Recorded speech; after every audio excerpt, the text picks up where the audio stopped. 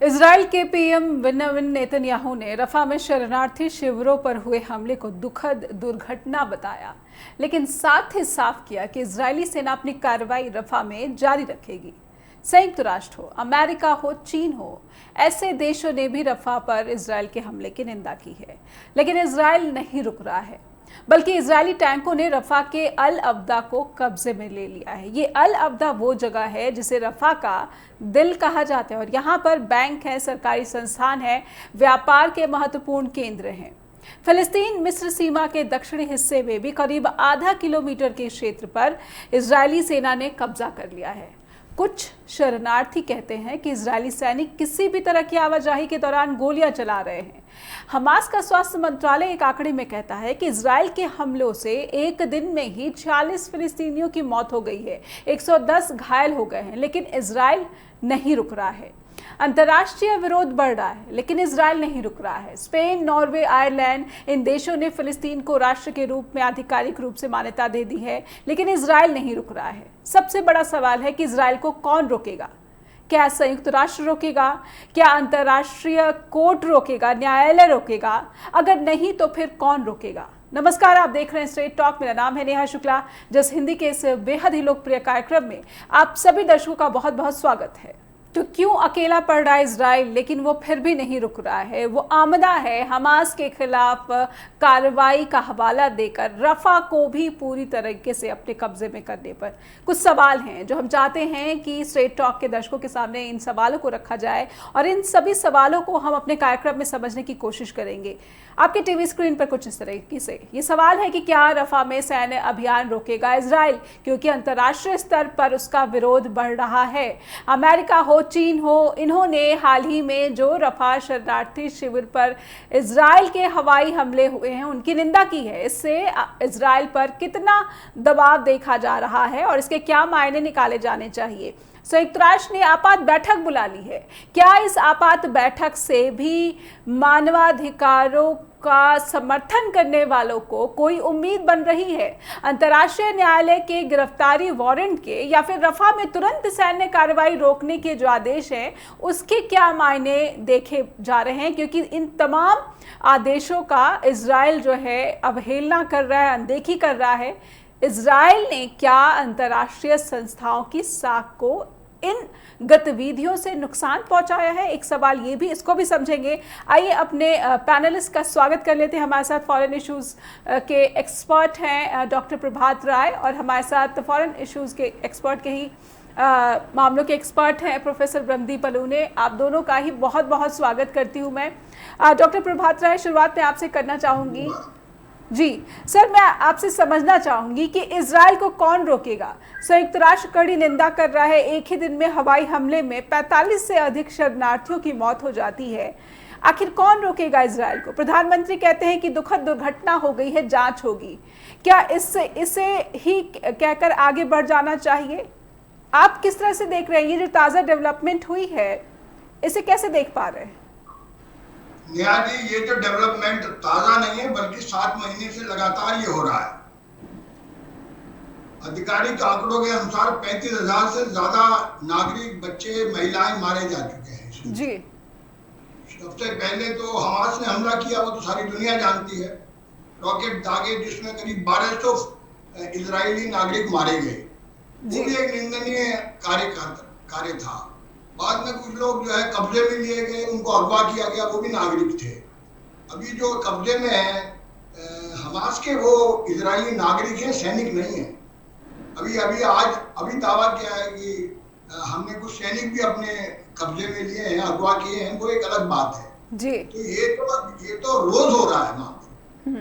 ये तो क्योंकि एकदम उस पर हमला किया गया, रफा के उस कैंप पर हमला किया गया जिसमें यूएन के एड देने वाले नागरिक भी थे, स्वयं सेवी भी थे, इसलिए ज्यादा बड़ा मामला बन गया ये जी। वो जो 45 नागरिक मारे गए हैं उसमें बहुत सारे यूएन के लोग थे, इसलिए ज्यादा बड़ा बना।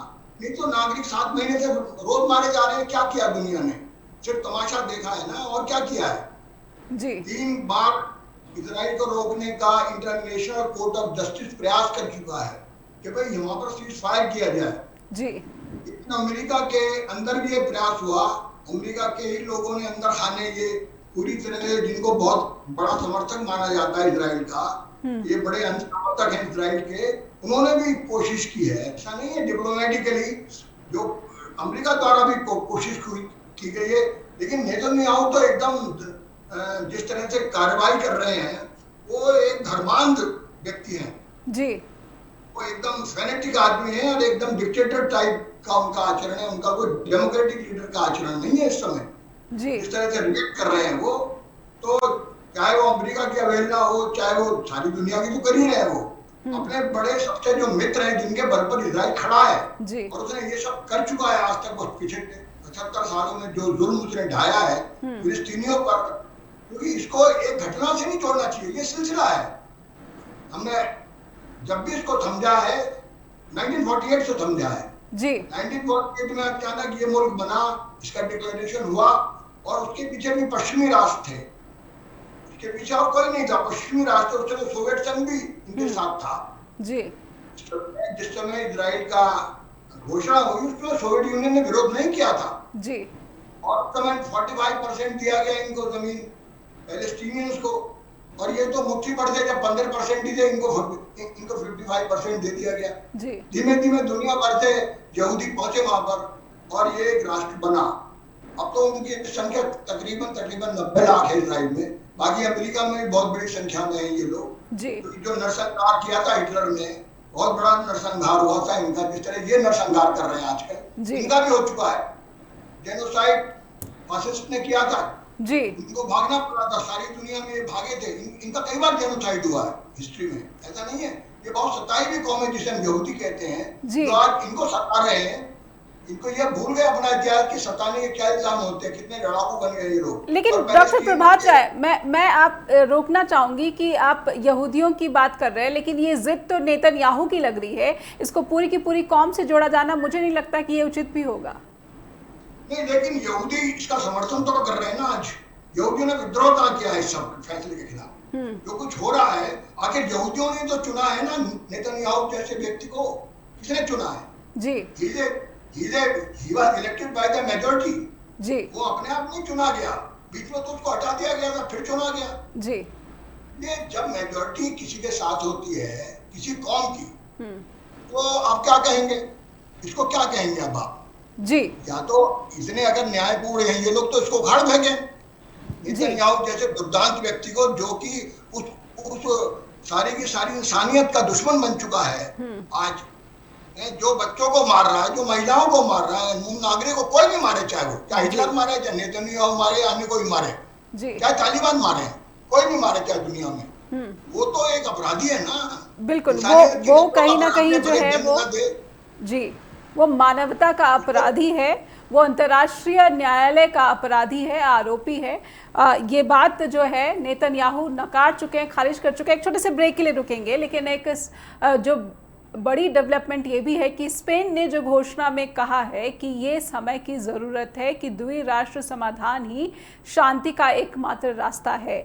पश्चिमी देशों का जो रवैया एक एक करके सामने आ रहा है, ऑस्ट्रेलिया के विदेश मंत्री ने, उन्होंने भी एक स्टेटमेंट दी है कि इजराइल की ये जो एक्टिविटीज़ है रफ़ा में, ये बिल्कुल भी टॉलरेबल नहीं है, इसको सहन बिल्कुल ही नहीं किया जाना चाहिए। और हम समझने की कोशिश कर रहे हैं कि इजराइल क्यों अलग थलग पड़ता जा रहा है, अंतर्राष्ट्रीय दबाव बढ़ रहा है, लेकिन इसके बावजूद इजराइल नहीं रुक रहा है, रफ़ा में सैन्य कार्रवाई पर आमदा है और अब उसने बिल्कुल ही रफ़ा के सेंटर में जो है उस इलाके को कब्जे में कर लिया है, जहाँ से वो हर एक गतिविधियों के बाद गोलीबारी कर रहा है। हमारे साथ प्रोफेसर ब्रह्मदीप अलूने भी जुड़े हुए हैं, उनसे भी समझते हैं कि अल अवदा, वो जगह जहां पर इजरायली सैनिक पहुंच गए हैं, कब्जे में लेने की बातें हो रही हैं, पुष्टि भी की गई है वहां पे जो विस्थापित लोग हैं उनकी तरफ से।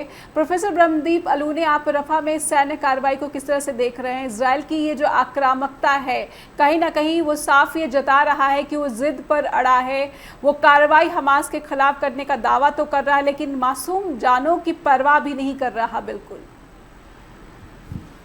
जी, देखिए, जो इजराइल और फिलिस्तीन समस्या है उसमें मानव अधिकारों की परवाह न तो हमास करता है, न इसके पहले अल फतह ने किया है। और न ही इजराइल करता। हम इजराइल से यह अपेक्षा इसलिए करते हैं क्योंकि इजराइल एक लोकतांत्रिक देश है, उसको मानवाधिकारों की परवाह करना चाहिए, लेकिन ऐसा होता नहीं है। लेकिन यहाँ पर बहुत ही क्लैरिटी है इजराइल की नीतियों को लेकर कि वो आतंकवाद को लेकर जीरो टॉलरेंस की नीति पर चलता है। बेंजामिन नेतन्याहू ने बहुत स्पष्ट कहा है कि वो हमास के खात्मे तक न तो रुकने वाले न झुकने वाले हैं। और दूसरी बात यह है कि उन पर आंतरिक तौर पर भी दबाव है, क्योंकि जो बंधक है, अब तकरीबन 100 बंधक बचे, बहुत सारे बंधक मारे गए, तो बंधक को छुड़वाना अपनी नेशनल ड्यूटी बता चुके हैं नेतन्याहू। अब नेतन्याहू की जो कार्रवाइयां हैं, ये इसे जायज इसलिए नहीं ठहराया जा सकता क्योंकि इसमें हमास के लड़ाके तो मारे जा रहे हैं, लेकिन उससे तकरीबन 80 गुना ज्यादा बेगुना लोग मारे जा रहे हैं। लेकिन यहाँ पर एक चीज और देखना है कि अंतर्राष्ट्रीय समुदाय इजराइल पर इतना दबाव तो डाल रहा है कि आप युद्ध को रोकिए, लेकिन अंतर्राष्ट्रीय समुदाय हमास जैसे एक आतंकी संगठन से ये नहीं कह सकता कि आप इजराइल के बंधकों को छोड़िए, क्योंकि यदि इजराइल के बंधकों को छोड़ दिया जाता तो निश्चित तौर पर अभी तक इस समस्या का कोई समाधान निकलता। मतलब यह जो इजराइल और फिलिस्तीन की समस्या है, दरअसल महाशक्तियों के हितों की समस्या है। यह मध्य पूर्व में प्रतिद्वंदिता को जिंदा रख के साम्राज्यवाद को स्थापना की समस्या है। यह जो वैश्विक महाशक्तियां इस बात को जानती है कि सांस्कृतिक टकराव को आप बढ़ावा देकर कैसे दुनिया में आप अपने आप को स्थापित रख सकते हैं, तो यह उसका परिणाम है। और इन सब के बीच यहाँ पर एक उस जो यहूदी है वो इससे आशंकित भी है कि यदि इस इलाके को छोड़कर चले गए तो फिर या इस इलाके से खदेड़ दिए गए या इस इलाके से यदि वो कमजोर पड़ गए तो अंततः वो जाएंगे कहाँ, क्योंकि वो तो नरसंहार के बाद यहाँ पर बसे। तो इजराइल को जिंदा रहने के लिए बहुत जरूरी है कि किसी कीमत पर वो हमास का खात्मा करे। लेकिन अब इजराइल के साथ समस्या यह भी है कि वह हमास के आतंकियों को ढूंढे कैसे, क्योंकि आपने देखा जो गजा या राफे को ले लिया तो यहाँ पर बहुत छोटे छोटे इलाके हैं, लेकिन यहाँ पर जो सुरंगें हैं इस प्रकार से बना दी गई है, छोटे छोटे लोगों के घरों में सुरंगें बना दी गई है, मतलब लोगों को इन्वॉल्व कर दिया गया है। लोग दबाव में हैं, लोग इन्वॉल्व हो गए। तो या तो लोग जो है वो हमास के आतंकियों को इजराइल के हवाले कर दें, या लोग ये दिखाएं कि वो आतंकवाद के साथ नहीं है। लेकिन विडंबना यह है कि लोग न तो इजराइल के साथ जा सकते हैं न हमास के साथ नहीं खड़े रहने के बारे में कह सकते हैं। तो ये जो दरद्वंद खड़ा हुआ है, जो विरोधाभास खड़ा हुआ है, इसने एक नरसंहार को जन्म दे दिया है और यह जो है ये विश्व शांति के लिए बड़ा संकट बढ़ा रहा है। जी, विश्व शांति की बात कर रहे हैं, लेकिन स्पेन ने आज स्पेन के प्रधानमंत्री पेड्रो साnchez उन्होंने अपने भाषण में कहा है कि शांति का एकमात्र रास्ता जो है वो द्विराष्ट्र ही समाधान है। डॉक्टर प्रभात राय, मैं आपसे समझना चाहूँगी, जब दुनिया के तमाम देश और अब तो पश्चिमी देशों पर भी एक किस्म का ये दबाव देखने को मिल रहा है, स्पेन, नॉर्वे, आयरलैंड, जर्मनी पहले ही कह चुका है, फ्रांस पहले ही इसका समर्थन कर रहा है, जब पश्चिमी देशों में इस तरीके से अब एक के बाद एक इस बात पर सहमति बन रही है कि द्विराष्ट्र ही शांति का रास्ता है, तो फिर ये क्यों ऐसा लग रहा है कि अमेरिका के समर्थन से इजराइल अपनी जिद को पूरा करना चाहता है? और ऐसे में फिर सवाल उठता है, जिस साम्राज्य की बात कर रहे थे प्रोफेसर ब्रह्मदीप अलू ने, क्या कुछ महाशक्तियों के लिए ये जो युद्ध है वो बहुत ज़रूरी है, इसलिए ये युद्ध नहीं थम रहा है? क्योंकि एंटनी ब्लिंकन भी मध्य पूर्व देशों का दौरा तो कर रहे हैं, लेकिन साथ ही साथ वो गजा में जो नरसंहार हो रहा है उसको नरसंहार भी नहीं मान रहे और हथियारों की सप्लाई भी कर रहे हैं। ये जो विरोधाभासी नीति है अमेरिका की, क्या यही मूल कारण है कि ये युद्ध नहीं रुक पा रहा है, या रफा में सैन्य कार्रवाई जो है वो इजराइल नहीं रोक रहा है? देखिए, कहीं ना कहीं नेहा जी, इसके पीछे अमेरिका की कूटनीति है, और कूटनीति कुटिल कूटनीति है जी। सिर्फ कूटनीति नहीं कहेंगे। देखिए, अमेरिकन आरक्षण सर पर है और बहुत सारी जो हथियार बनाने वाली कंपनियां हैं उनका दबाव होता है अमेरिकन आरक्षण पर, सब जानते हैं बात को जी। और दुनिया में बहुत बड़े व्यापारी हैं दो हथियारों के, इजराइल और अमेरिका। भारत भी $2 बिलियन के हथियार खरीद रहा है आजकल इजराइल से, कई वर्षों से। जी। तो ये जो वॉर इंडस्ट्री है ना, इसके अपने वेस्टर्न इंटरेस्ट है। अमेरिका आज तक बंदूक पे प्रतिबंध नहीं लगा पाया, गन पर कहाँ लगा पाया। जो क्लिंटन थी, मैडम क्लिंटन की बात कर रहा हूँ, उन्होंने कितना संग्राम किया, वो हार भी गई इसीलिए जी। क्योंकि जो वॉर इंडस्ट्री है ना, उसको अपने आप में ही बहुत ताकतवर है दुनिया में, अमेरिका में सबसे ज्यादा ताकतवर है। तो उसका भी एक रोल रहता है कि ये युद्ध नहीं रुक रहा है। ये ऐसे छिपे कारण हैं जो हमारे को समझने चाहिए। दुनिया में ड्रग और हथियार दो सबसे बड़े हथियार हैं दुनिया में टेररिज्म के, जी, जिसे आप आतंकवाद कहते हैं। जब तक ड्रग दुनिया से खत्म नहीं होगी, आतंकवाद समाप्त नहीं होगा। तालिबान को नहीं 20 साल में हरा सका, अमेरिका भागना पड़ा उसको वियतनाम की तरह, जो अपने को महाशक्ति कहता है जी। और एक दिन इजराइल को भी झुकना पड़ेगा। कारण क्या है कि ये पैलेस्टीनियंस जो है वो हार मानने वाले नहीं है जब तक इनको नेशन नहीं मिल जाएगा। आज भारत तो शुरू से इसको टू नेशन मानता है जी। भारत ने तो उस समय फिलिस्तीनियों का की एम्बेसी भारत ने बनाई, जबकि कोई भी नहीं मानता था बिल्कुल सबसे पहले। तो इसलिए हम तो शुरू से कहते हैं, देखिए यूएन रेजोल्यूशन को भले इम्प्लीमेंट नहीं किया जा सका, लेकिन ये यूएन रेजोल्यूशन तो अमेरिका, फ्रांस, वो सिक्योरिटी काउंसिल उसकी सहमति से आया था ना, वरना तो वीटो हो जाता है।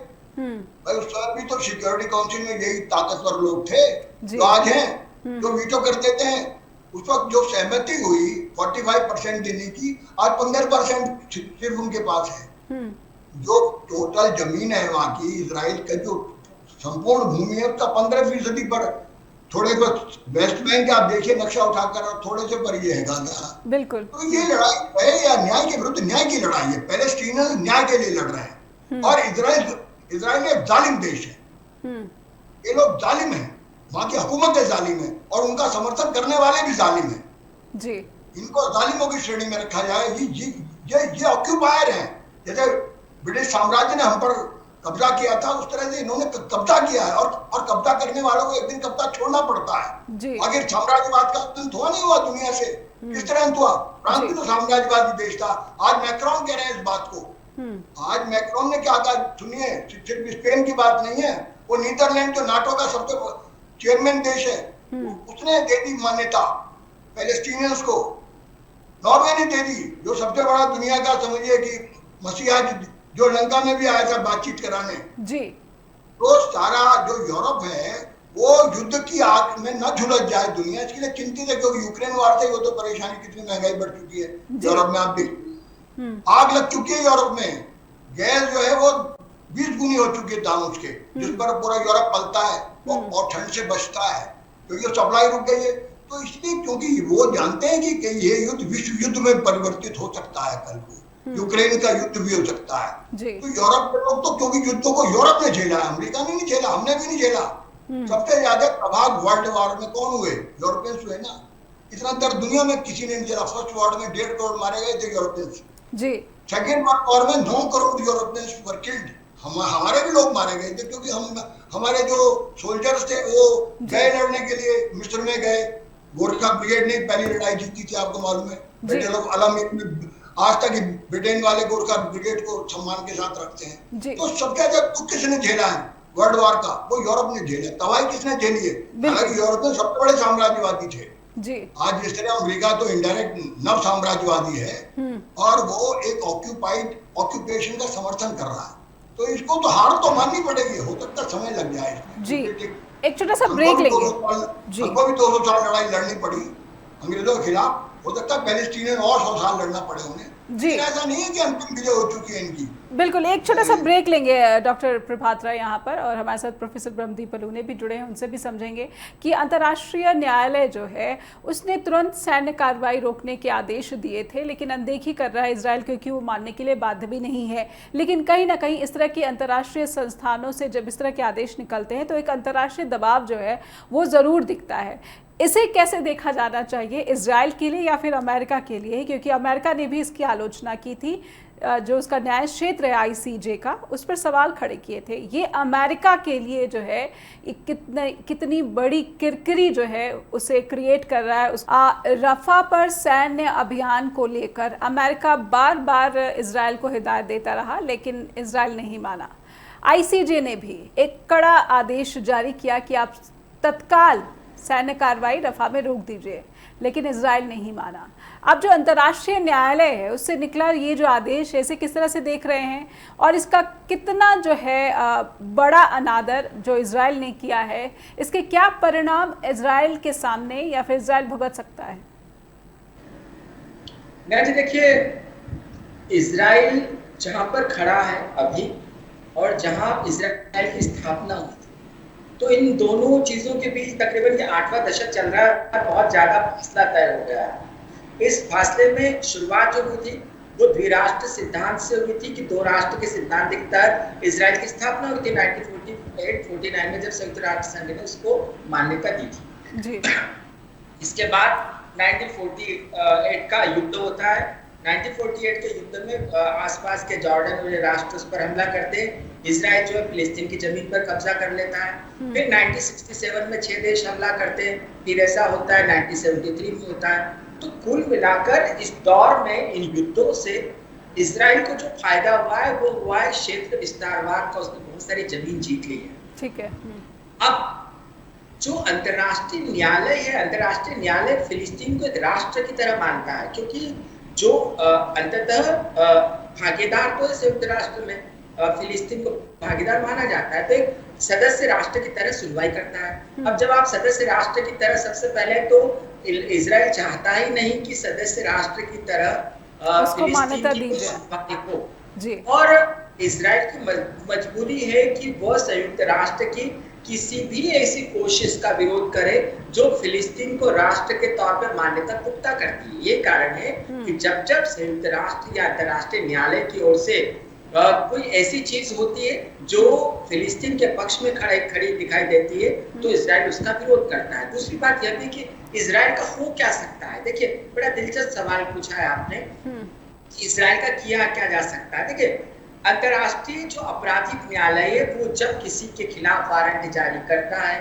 तो उस देश की सरकार या वहां का राष्ट्राध्यक्ष यदि किसी दूसरे देश में जाए तो इन दोनों जगह से उनको गिरफ्तार करके अंतर्राष्ट्रीय न्यायालय में जो है अंतर्राष्ट्रीय न्यायालय के सामने खड़ा किया जाना चाहिए। अब बेंजामिन नेतन्याहू को इजराइल में गिरफ्तार कर ले, ऐसा तो हो नहीं सकता।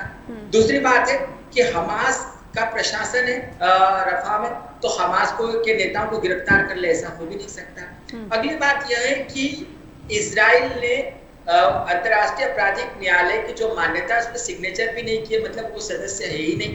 अब ऐसे में अमेरिका का प्रोटेक्शन कहता है कि अमेरिका कहता है कि अंतर्राष्ट्रीय आपराधिक न्यायालय तो फिलिस्तीन के मामले में कुछ बोलना ही नहीं चाहिए, और अंततः इजराइल पर जो दबाव डाला जा सकता है कि इजराइल का किया क्या जा सकता है। इजराइल का किया ये जा सकता है कि सुरक्षा परिषद जो है वो अंतर्राष्ट्रीय न्यायालय की बात को मानते हुए इजराइल को जो है वो हमलावर राष्ट्र घोषित करके उस पर हमला करे।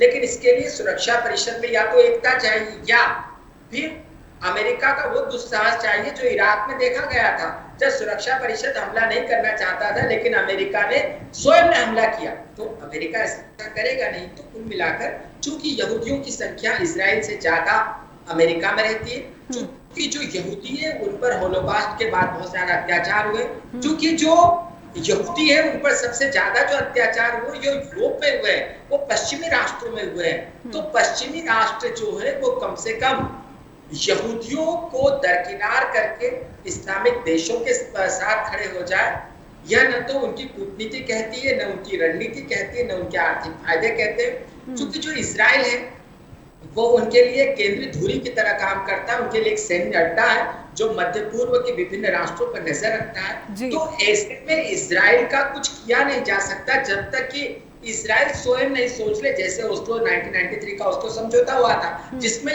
जो बिल क्लिंटन जो थे उन्होंने इत्जाक राबिन और यासिर अराफात जैसे नेताओं से मिलकर यह सुनिश्चित किया था कि इजराइल और फिलिस्तीन एक दूसरे को मान्यता दे दे। लेकिन दुर्भाग्य इस बात का है कि अब लिकुड जैसी दक्षिणपंथी पार्टी जो इजराइल में सत्ता में आ गई है, उधर हमास आ गया है, दोनों दक्षिणपंथी विचारधारा रखते हैं, दोनों एक दूसरे राष्ट्रों के अस्तित्व को स्वीकार स्वीकार करते नहीं है। और नेहा जी, दुनिया में जो सबसे बड़ी समस्या यह आ गई है कि दुनिया में कब को कोई ऐसा तटस्थ राष्ट्र बचा ही नहीं है जिस पर दोनों देश विश्वास कर ले। एक दौर में गुटनिरपेक्ष आंदोलन चला करता था, भारत जैसे तटस्थ राष्ट्र हुआ करते थे, लेकिन दुनिया के राजनेता जिस प्रकार से पहचान बना रहे, तो अब वो जो वैश्विक लीडर बनना ही नहीं चाहते। और इन सब में इजराइल और जो फिलिस्तीन जैसी समस्याएं, या म्यांमार जैसी समस्याएं, या जो चीन ताइवान जैसी समस्याएं, भारत पाकिस्तान जैसी समस्याएं, ये संयुक्त राष्ट्र के द्वारा या महाशक्तियों के द्वारा तैयार की गई समस्याएं हैं। और इन समस्याओं से जो लाभ मिलता है वो यूरोप को लाभ मिलता है, इसलिए ये युद्ध जो है वो ऐसे ही चलेगा। नेहा जी, यानी जो युद्ध का दंश है वो आम लोगों को, बेकसूरों को, बेगुनाहों को ऐसे ही झेलना होगा। जो आपने सच्चाई रखी है कि इन महाशक्तियों की सच्चाई क्या है और क्यों ये जो मसले हैं ये सालों से, दशकों से ये इसी तरह से खिंचे चले आ रहे हैं। लेकिन एक उम्मीद की किरण आपकी बातों से समझ में आई है कि इजराइल में अगर क्या हो, नेतन्याहू की इन नीतियों से वहाँ पर जनता परेशान है, वहाँ पर घरेलू जो पॉलिटिक्स है, जो डोमेस्टिक पॉलिटिक्स है, डॉक्टर प्रभात राय, इजराइल में नेतन्याहू का विरोध बढ़ता जा रहा है। जैसे जैसे बंधकों को रिहा करा पाने में लगातार असफल हो रहे हैं नेतन्याहू, एक किस्म का दबाव उनको अपने घर में ही इसका सामना करना पड़ रहा है। क्या ये दबाव काम कर सकता है इजराइल को मनमानी करने से रोकने पर? जी आपने नेहा जी बहुत ही समझदारी से ये बात रखी है, बहुत ही प्रशंसनीय ढंग से आपने ये बात कही है। मैं भी यही सोचता हूँ जी। इस तरह से प्रोफेसर साहब ने बात कही, एकदम ठीक कही उन्होंने। जिस तरह विश्व शक्तियों का संतुलन है वो एक दूसरे के विरुद्ध खड़ा है। यूक्रेन वार इसीलिए हुई। अब ये जो गाजा का मसला नहीं हल हो पा रहा है ना, वो उसका कारण ये है कि एक तरफ तो अमेरिका हल नहीं होने देना चाहता इसको, क्योंकि अमेरिकन इंटरनल पॉलिटिक्स की बात भी है। जो इजराइल के अंदर उसका विरोध बढ़ा ना नेतन्याहू का, it can be a really a changing factor. क्योंकि नेतन्याहू पहले भी डिसलॉज किए जा चुके हैं। वो तो विपक्षी एकता नहीं हो पाई। आप जानते हैं अच्छी तरह लेबर पार्टी वहां पर बहुत शक्तिशाली है, ऐसा नहीं है। और जो जिस ऑस्लो पैक्ट की बात की इन्होंने प्रोफेसर साहब ने, वो ऑस्लो पैक्ट को आज लोग भूल गए 1993 के। वो लेबर पार्टी के लीडर थे जिनकी बाद में हत्या कर दी गई। वो भी जनरल थे, कमांडर थे इजरायली फौज के, वो कोई मामूली शख्स नहीं थे। उन्होंने खुद युद्ध लड़े थे, 1973 की लड़ाई लड़ी थी उन्होंने, समझे ना। और वो जनरल थे और बाद में प्राइम मिनिस्टर बने, सब जानते हैं उनको। तो इसलिए जो इंटरनल पॉलिटिक्स है वो, क्योंकि Israel is a very progressive country. आप जानते हैं कि 90% जो शुरू में इजरायली आए ना, जो लोग जानते हैं ना इजराइल के इतिहास को, वो 90% के पॉलिटिशियन थे, दे वर फ्रॉम द लेफ्ट। क्योंकि जुल्म का शिकार आदमी वामपंथी बनता है। सारे यूरोप में जो जुल्म हुआ, काइंस्टीन खुद लेफ्टिस्ट है, यहाँ तक कि खुद को कम्युनिस्ट क्लेम करते थे। कितने लोगों को हम जानते हैं। लेकिन धीमे धीमे धर्मांधता ने कब्जा किया और लिकुड पार्टी, जिसका प्रोफेसर साहब ने जिक्र किया, वो बेहद शक्तिशाली हो गई। तो ये तो पार्टी का तो अस्तित्व नहीं था। वहां वामपंथी एक दूसरे के विरोध करते थे। वहां दोनों पार्टियां जो मेन थी, मेन स्ट्रीम पार्टियां, वो हाईली डेमोक्रेटिक थी। ये तो फासिस्ट पार्टी बन चुकी है आज फासिज्म का अंत तो होना है, कहीं भी हो फासिज्म। अंत में लोकतंत्र ही जिंदा रहेगा, न्याय जिंदा रहेगा, इंसानियत जिंदा रहेगी अंत में। ये फेजेस आते रहते हैं दुनिया में। इनको हमारे यहाँ कहा गया राक्षसी दौर आता है धरती पर, जबकि राक्षस बड़े शक्तिशाली हो जाते हैं। लेकिन ये इंटरनल पॉलिटिक्स में जानता हूँ, हम लोग अच्छी तरह जानते हैं, कितनी बार गए इजराइल, हम जानते हैं अंदर की राजनीति कितनी पवित्र और कितनी बढ़िया है वहां की, किस तरह उन्होंने सरसब्ज बनाया है। बल्कि अरबों को सीखना चाहिए उनसे। उन्होंने उस धरती को चमन बना दिया है। दुनिया के आधे नोबेल प्राइज यहूदियों को मिले हैं। दुनिया के सबसे बुद्धिमान लोग हैं यहूदी।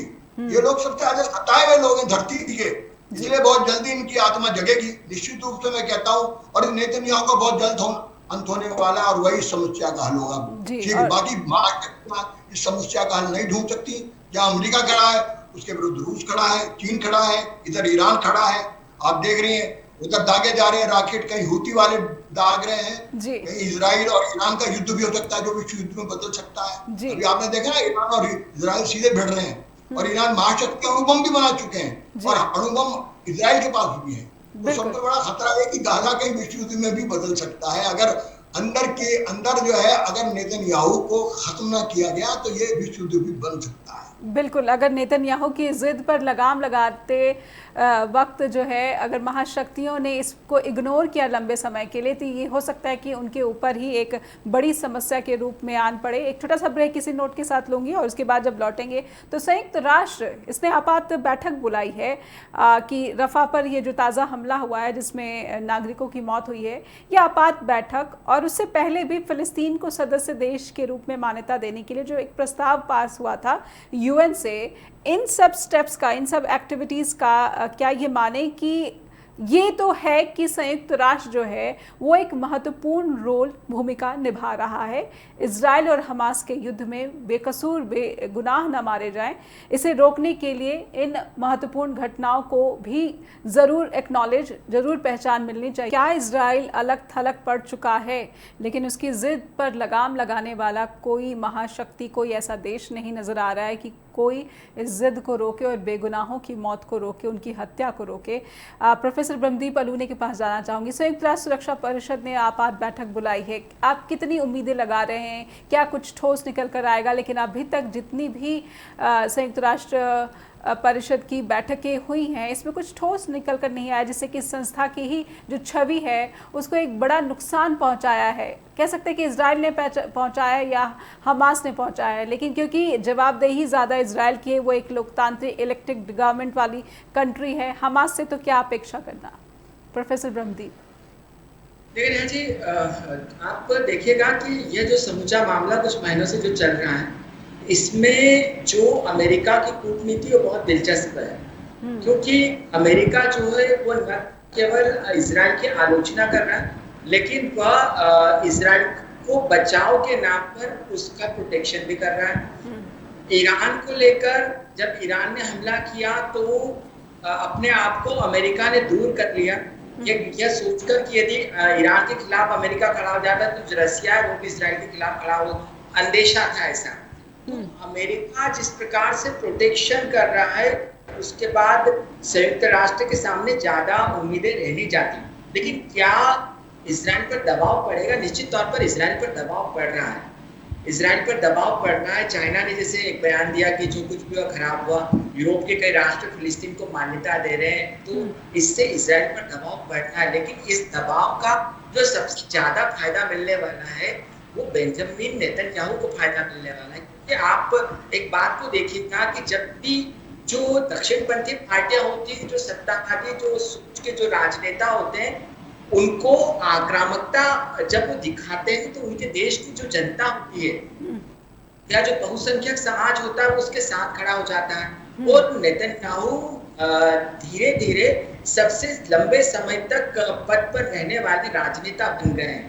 तो दो बातें, आपके लिए अपने देश की सत्ता में बने रहना जरूरी है या आपके लिए अंतर्राष्ट्रीय राजनीति में नैतिकता का प्रदर्शन जरूरी है। तो न्याजी कुछ दशकों पहले तक यह मान्यता चलती थी कि नैतिकता का प्रदर्शन जरूरी है, जबकि बड़े बड़े जो वैश्विक लीडर हुआ करते थे। लेकिन आज के दौर में किसी राजनेता के लिए सबसे ज्यादा जरूरी है अपने देश की सत्ता में बने रहना, और अपने देश की सत्ता में बने रहने चाहे जितना बेंजामिन नेतन्याहू का विरोध हो, लेकिन जो उनकी आक्रामकता है वो आक्रामकता अंततः यहूदी पसंद कर रहे, न केवल वो जो रहते हैं इजराइल में, लेकिन वो भी जो अमेरिका में बसते हैं। अगली बात यह भी है कि जो बाइडेन है उनको यह अंदेशा है कि आने वाले समय में ट्रंप सत्ता में आ सकते हैं। और जो ट्रंप है, बाइडेन तो अंततः लिबरल या उदार कहे जाते हैं, धर्मनिरपेक्ष कहे जाते हैं, लेकिन ट्रंप जो है उनकी स्पष्ट सोच है और स्पष्ट सोच लेकर चलते हैं। तो जो यदि ट्रंप आ गए तो समझ लीजिए कि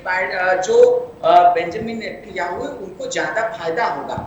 तो जब तक जिस प्रकार से संयुक्त राष्ट्र में जितना आर्थिक मदद अमेरिका देता है, जितना उसका प्रभाव है अरब राष्ट्रों पर, जितना अमेरिका का प्रभाव है, तो इन प्रभावों के चलते कोई कूटनीतिक तौर पर दबा हुआ है, कोई रणनीतिक तौर पर दबा हुआ है, कोई आर्थिक तौर पर दबा हुआ है, तो ऐसे में संयुक्त राष्ट्र के ज्यादा गुंजाइश नहीं रह जाती। और संयुक्त राष्ट्र यदि कोशिश करता भी है कि वो इजराइल को दबाव में लाए, तो अंततः उसका एकमात्र तरीका सुरक्षा परिषद होगा, और सुरक्षा परिषद की कार्रवाई के लिए जरूरी है 5 देशों की सहमति, और जो वीटो का जो अधिकार है वो अमेरिका को प्रोटेक्शन के लिए तैयार रखेगा। बिल्कुल, आपने बहुत एक उम्दा बात ये कही है कि कहीं ना कहीं अपने देश में सत्ता में बना रहना जो है बहुत महत्वपूर्ण हो जाता है, लेकिन इसके साथ ही साथ एक नेता ऐसा जिसको अपने देश में सत्ता में बने रहने के लिए वो दुनिया मतलब अंतर्राष्ट्रीय स्तर पर जो है अपने देश की किरकिरी करवा रहा है या फिर नरसंहार करने वाला एक देश के कैटेगरी में अपने देश को ला रहा है, तो ये कहीं ना कहीं वहाँ के नागरिकों को इस छवि से कितना फर्क पड़ रहा है या कितना जो है इससे गुरेज है, ये भी बहुत ही एक महत्वपूर्ण सवाल हो जाता है। प्रभात राय सर, मैं आपसे ये समझना चाहूँगी कि एंटोनियो गुटेरेस जो कि यूएन के जनरल सेक्रेटरी हैं, आप उनकी भूमिका को कैसे लेंगे? वो शुरू से ही जो है इजराइल की इन गतिविधियों के कड़े आलोचक रहे हैं। हालांकि एक समय ऐसा भी आ रहा था कि जब उनके बयानों को ही जिस तरीके से इजराइल ने आपत्ति जताई, ऐसा लग रहा था कि शायद वो अपने पद पर ना बने रहे, लेकिन उन्होंने बड़ी आक्रामकता से इजराइल को जो है बार बार कड़ी निंदा की है। प्रभात राय, यूएन का जो इस समय स्टैंड है, क्या इसका क्रेडिट आप एंटोनियो गुटेरेस को देंगे? जी हाँ, वो बहुत ही समझदार और बहुत ही न्यायपूर्ण शख्स है जी, और बहुत जमकर अपनी बात कहते हैं। सबसे बड़ी बात है कि वो किसी गुट के आदमी नहीं है।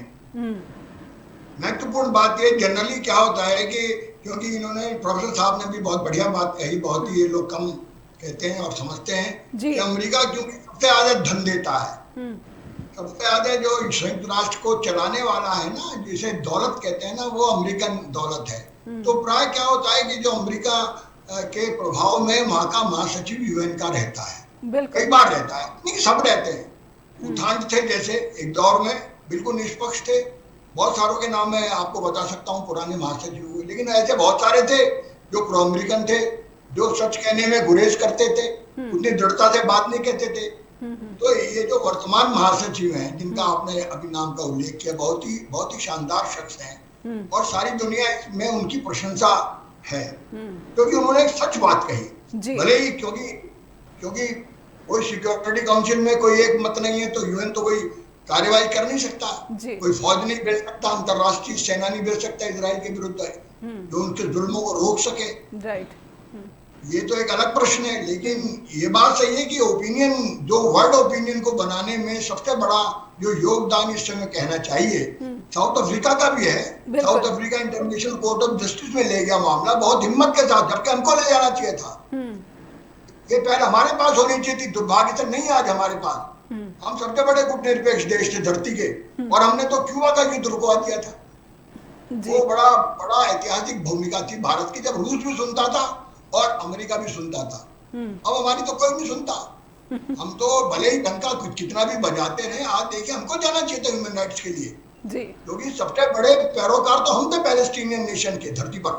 बिल्कुल हमसे तो वो इंडिया गया, क्योंकि हमारे ऊपर तो प्रो अमेरिका प्रो इजराइल ठप्पा लग रहा है निरंतर। अभी हमारा जहाज पकड़ा गया हथियारों वाला ना, एड वाला का तो बड़ा प्रचार हुआ, अभी स्पेन में पकड़ लिया ना, स्पेन में। जी बिल्कुल बिल्कुल जी, देख लिया ना आपने। अब करतूतें अपनी कितनी बदनामी हुई हमारी अंतरराष्ट्रीय स्तर पर। तो ये कहना चाहिए हमें कि देखिए जो व्यक्ति न्याय के साथ खड़ा होगा, आज गुटनिरपेक्षता ही धरती पर एकमात्र सॉल्यूशन है कि गुटों से उठकर जो कोल्ड वार है वो युद्ध में हमें न झोंक दे। इसमें सबसे बड़ा रोल भारत का होना चाहिए और हो पहले भी रहा है। भले ही हम खुद युद्ध के शिकार रहे, बिल्कुल हम भी 50 वर्ष से गुरिल्ला वार झेल रहे हैं, बुरी तरह से जिहाद को झेल रहे हैं और सारे जुल्म हमने भी सहे हैं, धर्मांधता के पूरे दंश हमारे ऊपर भी हैं। तो हम इस दर्द को समझ सकते हैं, हमसे ज्यादा कौन नहीं समझेगा इस दर्द को। पंजाब में हमने झेला है, हमने तो कश्मीर में झेल रहे हैं हम लोग। तो इसलिए धर्मांधता से पूरी धरती पर कोई चीज ही नहीं है। जब पागल हो जाता है आदमी, पॉपुलिज्म के चक्कर में लीडर भी पागल हो रहे हैं। बिल्कुल बिल्कुल, ये जग जाहिर है और यूरोपियन यूनियन ने एक बार फिर से सत्ता में बने रहने का बहुत आसान रास्ता है। हिटलर भी तो ऐसे आया था ना पावर में, आप जानते हैं ना, मुसोलिनी भी पुराना इतिहास बताता है। लेकिन ये एक नैरेटिव बनाया जाता है सिर्फ और सिर्फ जो है पावर हथियाने के लिए। ये देश के नागरिकों को समझने की ज़रूरत है और दुनिया के किसी भी हिस्से में रह रहे लोगों को समझने की ज़रूरत है कि आप फॉल्स नैरेटिव का शिकार मत बनिए और ये देखिए कि जो आपके हितों की बात करता है वो मानवों के हितों की भी बात करेगा। बहुत बहुत धन्यवाद करना चाहती हूँ डॉक्टर प्रभात राय आपका भी और प्रोफेसर ब्रह्मदीप अलूने आपका भी कि आपने कीमती वक्त निकाला स्ट्रेट टॉक के साथ जुड़े। और दर्शकों से अनुरोध करूंगी कि आपको इस कार्यक्रम से जुड़ी हुई कोई भी बात हम तक पहुंचानी है तो आपका बहुत बहुत स्वागत है। आप ईमेल भेजिए हमें info@justbroadcasting.com या फिर neha@justbroadcasting.com पर भी। अपना ख्याल रखिए और जुड़े रहिए जस्ट हिंदी टीवी के साथ।